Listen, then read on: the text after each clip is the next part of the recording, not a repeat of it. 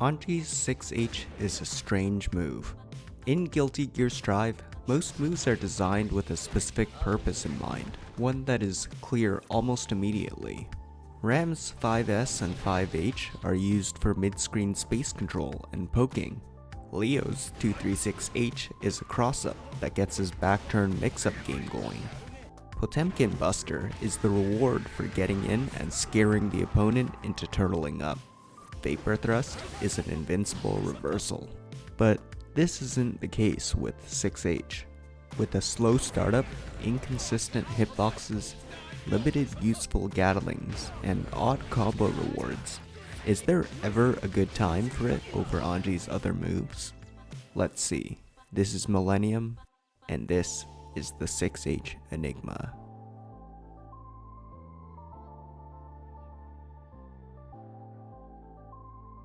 To start, let's look at 6H on its own. It's an advancing series of 3 mids that is a true block string. It has a hitbox that is simultaneously low enough to scoop up low-profile moves like Soul's Night Raid Vortex or Ino's Stroke the Big Tree, yet also high enough to anti-air some downward aerial attacks like Chip's 2K.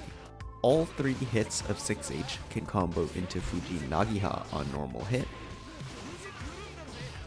and all 3 hits of 6H can get a fairly sizable combo on counter hit.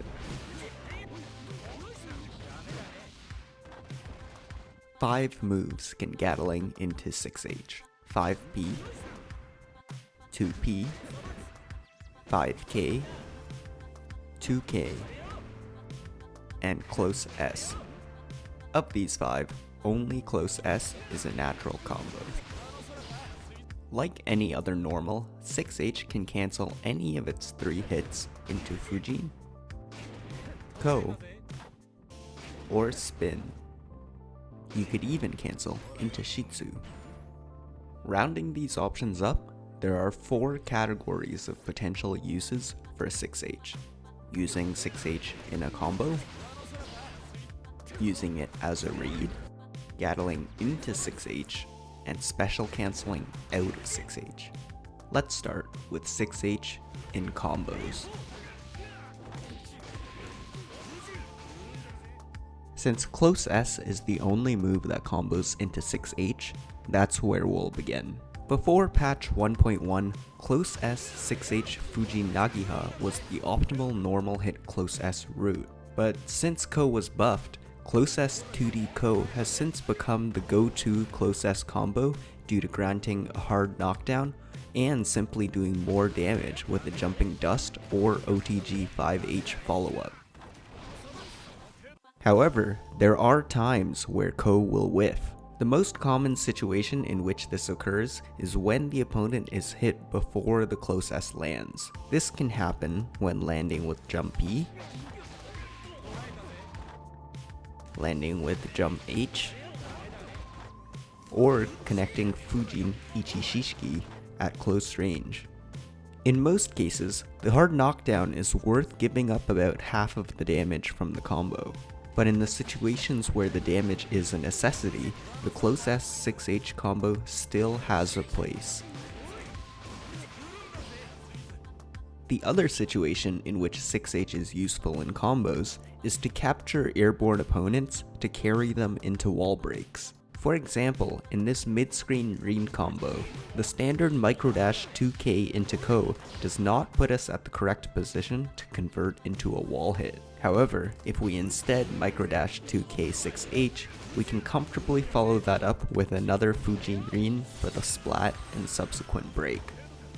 This kind of substitution is applicable anytime a mid-screen Ko loop is possible. Replacing subsequent Kos with 6H may provide the necessary stage carry to get the coveted wall break.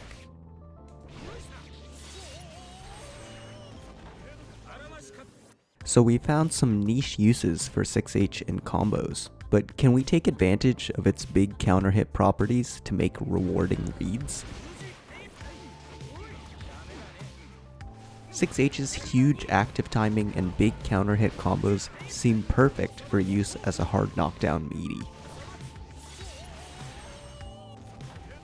The downside is that Anji already has powerful Okizeme tools. Options like Shitsu and the Ko Jump S setup both offer some counterplay against invincible reversals and can lead to more pressure if blocked. 6H simply does not. It's not that 6H is a bad meaty, it's simply overshadowed by Anji's other options. That being said, there is a situation where we can't use our normal Okizeme options, soft knockdowns. And here, despite the fact that it'll get stuffed out by invincible reversals still, 6H's activity truly shines.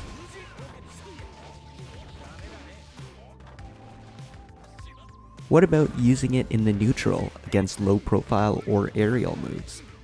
While 6H also does these two jobs in some capacity, the question becomes, how good is it at these jobs compared to Anji's other moves? Both 6P and Ko have much bigger and more consistent hitboxes.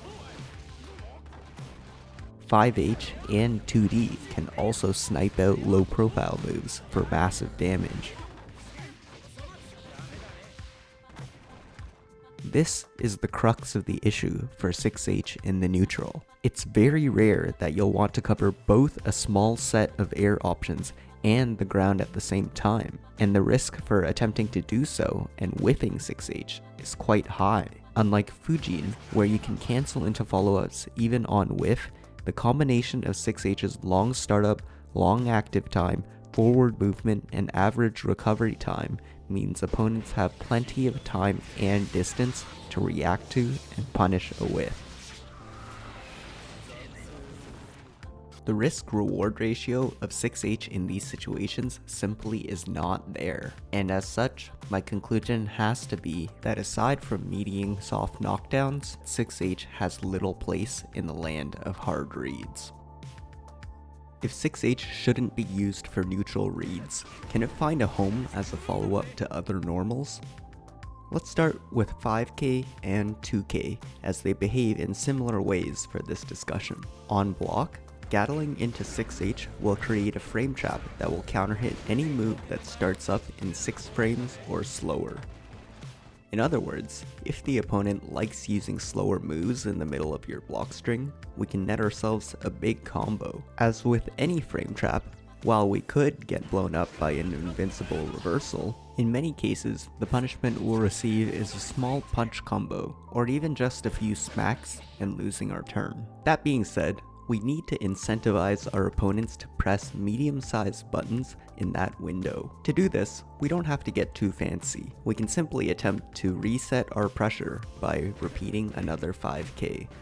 Doing so will create a big enough gap to force our opponents to at least think about trying a kick button or maybe even a slash of their own. That's when a 5K 6H or a 2K 6H will shine. Now, this frame trap seems decent, but just like in the prior section, we have to make sure there's a merit to using it over other options. The closest comparison here will be using Fujin instead of 6H. We won't be comparing it to 5D, 2D, or 6P. The 5D Gatling is pretty specific because it's an overhead. The 2D Gatling is a true combo from both 5K and 2K, so it's difficult to make direct comparisons with these. I have not found any good use for 5K 6P or 2K 6P. In fact, I would actively discourage you from incorporating these Gatlings into your game plans. Back to Fujin. The frame trap with Fujin instead of 6H is exactly the same. It trades with 5 frame moves, and counter-hits 6 frames or slower ones, and it's even similarly damaging. The benefit of 6H versus Fujin is that 6H itself can be special cancelled into Fujin as a true block string. We'll talk about this more later, but the ability to create the same situation as Fujin while also being able to extend pressure further gives 6H a solid use case in this situation. Now, what about Gatling Into 6H from 5P and 2P? 5P is a bit of an oddball move. Ever since patch 1.1 buffed 2P to have a 5-frame startup, defensive mashing with 2P is much more effective than with 5P. From a pressure perspective, it acts exactly the same way as a 5K or 2K when you Gatling 5P into 6H. 4-frame moves or faster will beat it, 5-frame moves will trade, and 6-frame moves will get counter hit.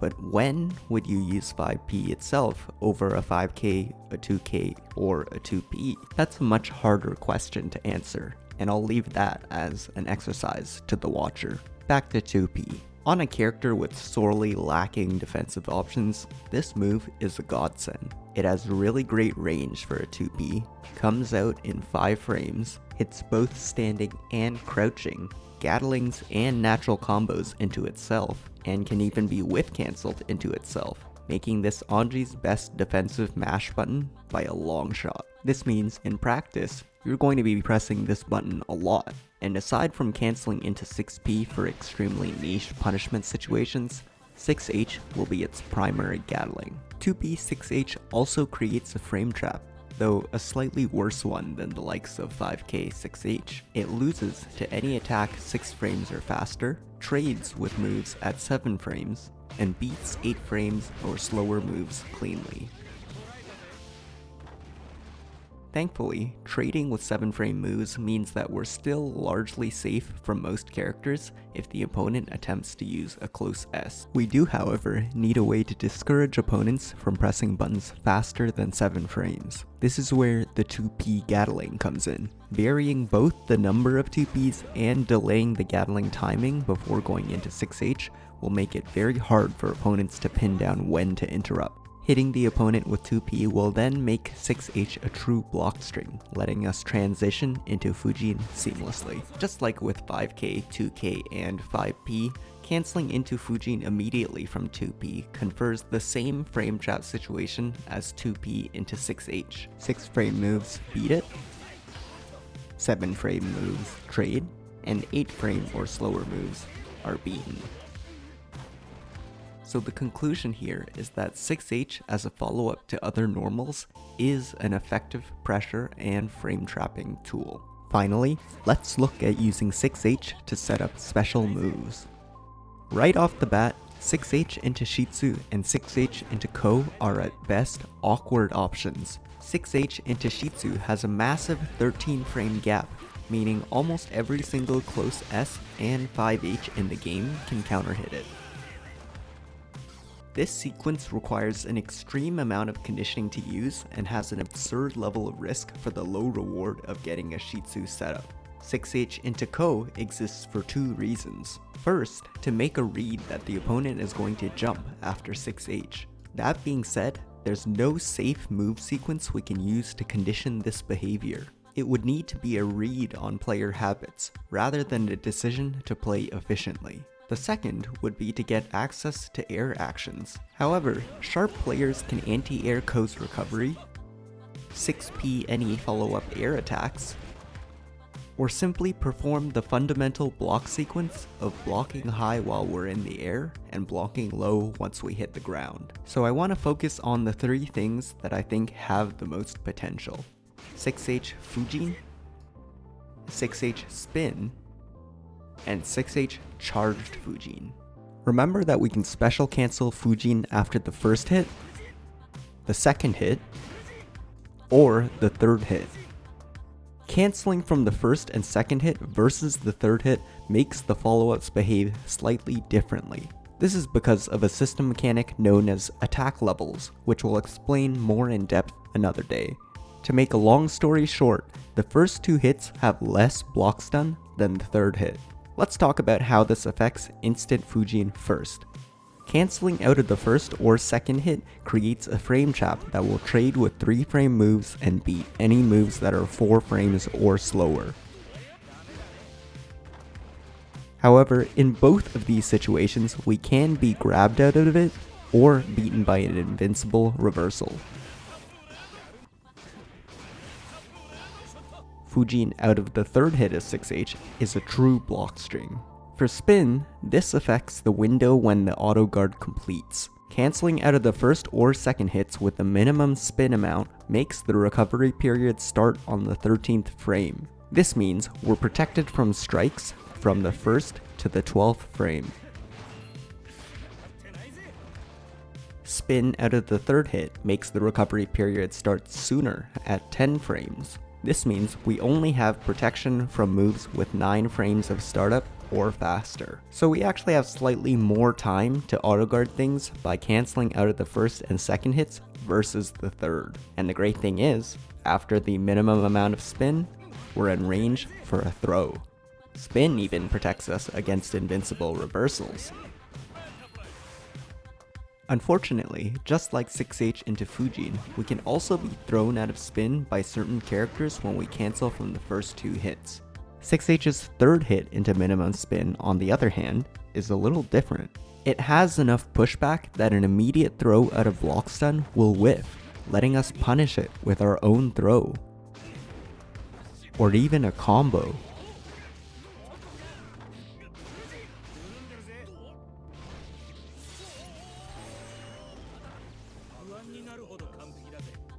Be careful though, the amount of pushback from normals used before 6H affects the distance you need to travel from spin to be in range for a throw. While the singular hits of 5k and 2k keep us at the correct range, multiple 2ps or 5ps before 6H will make throw after minimum spin whiff. To get around this, Chip could try using 2S, a 10 frame move, to counter hit us after our spin completes. In that case, we could just hold down spin for a little longer. Alternatively, Chip could then wait until we spin a little bit closer before he grabs, in an attempt to either throw us while we're spinning or tech the incoming grab. If all else fails, he could backdash to try to avoid the throw attempt entirely. This is where we can apply charged Fujin. Fully charged Fujin spins the same amount as tapped 236k. That means up until Fujin actually activates, it's completely indistinguishable from a manual spin. Trying to backdash out of block stun will get clipped by charged Fujin, and attempting to grab a spinning Anji that's hiding a Fujin behind it leads to a massive counter hit.